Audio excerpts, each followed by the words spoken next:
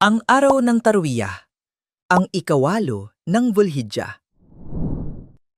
Sa umaga ng ikawalo ng Dhul-Hijjah, ang araw ng Tarwiyah, ang nagsasagawa ng tamattu ay pumapasok sa ihram para sa Hajj mula saan man siya naroon. Nagsasagawa siya ng gusol, naglalagay ng pabango, isinusuot ang mga kasuotan ng ihram, binubuo ang layunin para sa Hajj, at nagsasabi ng talbiyah. Tungkol naman sa nagsasagawa ng ifrad o kiran, nananatili sila sa kanilang kalagayan ng ihram. Pagkatapos ay tumutungo ang lahat ng mga peregrino sa Mina kung saan nagdarasal sila ng Dhuhr, Asr, Maghrib, Isha at Fajr.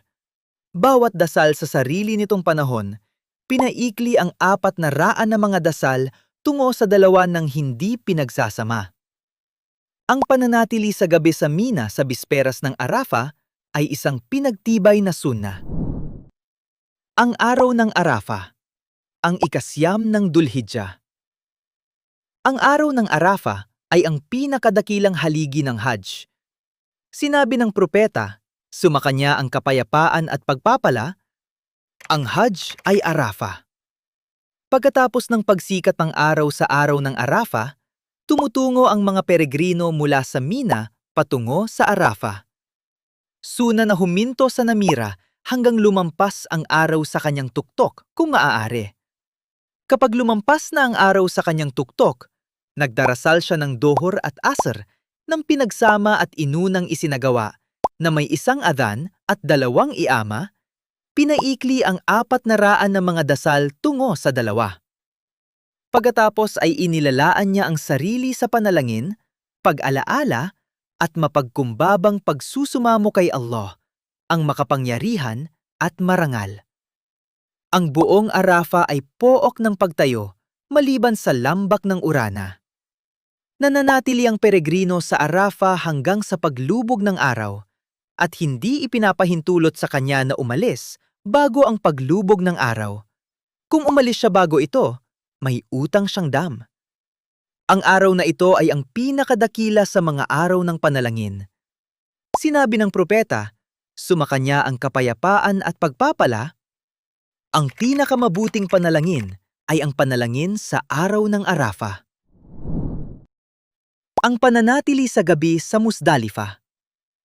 Pagkatapos ng paglubog ng araw sa araw ng Arafah, nagpapatuloy ang mga peregrino patungo sa Musdalifah ng may katahimikan at kahinahunan. Pagdating nila, nagdarasal sila ng Maghrib at Isha ng pinagsama at ipinaliban na may 1 adhan at 2 iama, pinaikli ang Isha tungo sa 2 ra'a. Pagkatapos ay nananatili sila sa gabi sa Musdalifah at ito ay isa sa mga obligadong gawain ng Hajj. Inirerekomenda na sagana silang gumawa ng pag-alaala at panalangin. Ang buong Musdalifah ay pook ng pagtayo maliban sa lambak ng Muhassir. Suna na tipunin ang mga maliliit na bato para sa pagbato mula sa Musdalifah, 7 bato para sa pagbato sa Jamrat al-Aqaba sa araw ng paghahandog. Umaalis sila mula sa Musdalifah pagkatapos ng dasal na Fajr bago ang pagsikat ng araw.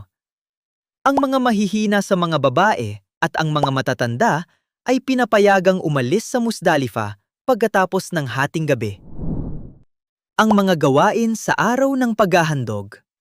Ang ika-10 ng Dhul-Hijjah.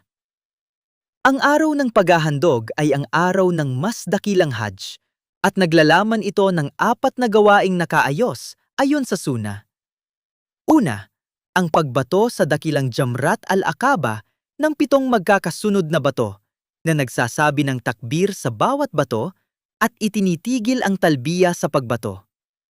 Ikalawa, ang pagkatay ng hadi, hayop na ihahandog, para sa nagsasagawa ng tamattu o kiran na obligado sa kanya. Kung hindi siya makakatagpo nito, nag-aayuno siya ng 3 araw sa panahon ng Hajj at 7 kapag bumalik siya. Ikatlo, ang pag-ahit o pagpapaikli ng buhok, na ang pag-ahit ay mas mabuti para sa lalaki. Sa pamamagitan nito ay natutupad ang unang paglabas sa ihram at ang lahat ng bagay ay nagiging pinapayagan para sa kanya maliban sa pakikipagniig sa mga babae. Ika-4, ang tawaf ng ifada, na isang haligi ng Hajj.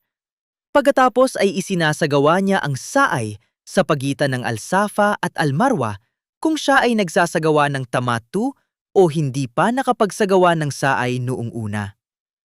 Pagkatapos ng tawaf ng ifada, natutupad ang ikalawang paglabas sa ihram at ang lahat ng bagay ay nagiging pinapayagan para sa kanya. Walang pinsala sa pagsasagawa ng ilan sa mga gawaing ito bago ang iba.